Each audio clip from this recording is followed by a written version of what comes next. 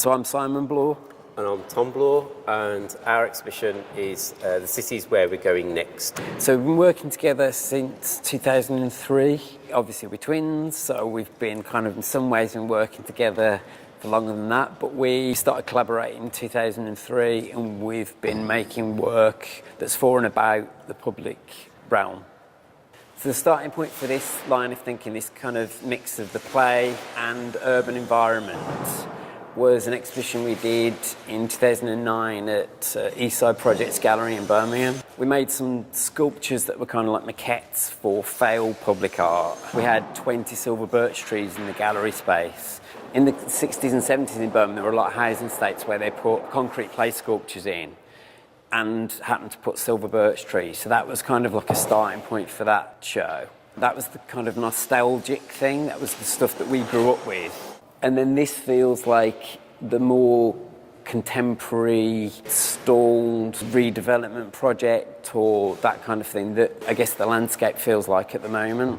The kind of thoughts on the idea of how people function in urban environments and how that's changed over the years and things, but also how it all relates to times of recession. You know, we were born in the early 70s when there was a recession, and the kind of spaces and how we played, we had that sort of freedom to do it. I'd be interested to see whether that sort of somehow changes when, in a kind of weird way, there's more potential open space because places aren't getting built on.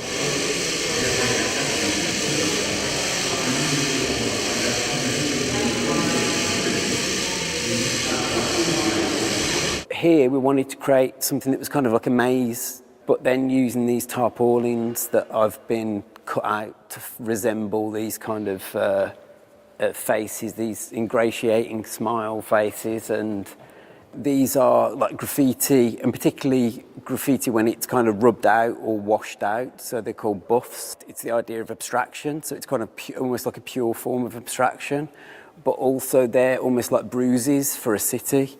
Well, bruises has a negative connotation, but also bruises can display some evidence of some, activity that was fun, whether it's falling off a piece of playground equipment or it's part of the healing process. So there are all these other connotations about things like bruises and stuff like that we often talk about with the work, but it's not necessarily something that is something that's always written down. It's just these kind of other kind of narratives that exist when we're kind of making the work. There is this other kind of narrative that we've been thinking about where it's almost stuff that a group of feral kids have put together. Some kids have just gone and found this bit of waste ground. So these are almost like the faces of the children that are populating this space. Yeah. It's sort of taking those sort of structures of those spaces and kind of making something more sculptural from it.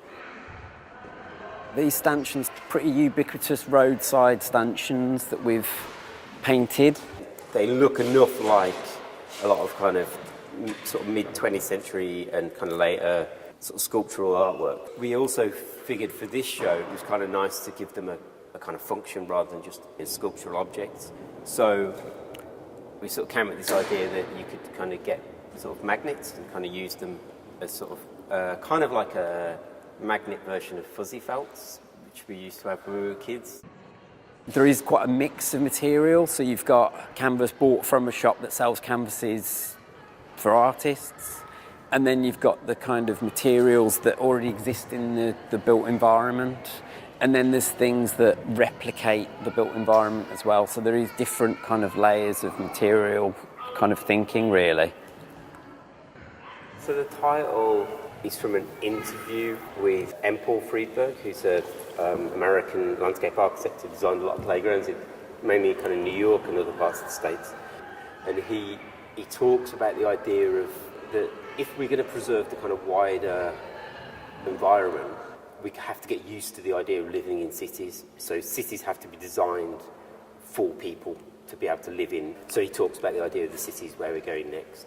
He actually talks about it being the salvation. He describes it as the salvation. And he says that density is the only way. He's laying out there as a fact. He's taking the notion of the city as a hostile place away from doing children's playgrounds and how children maybe don't see the hostility in places so much as grown-ups tend to. Grown-ups tend to see the risks and stuff, whereas children see opportunities for play. And I guess in a way that's what our thinking is for the show.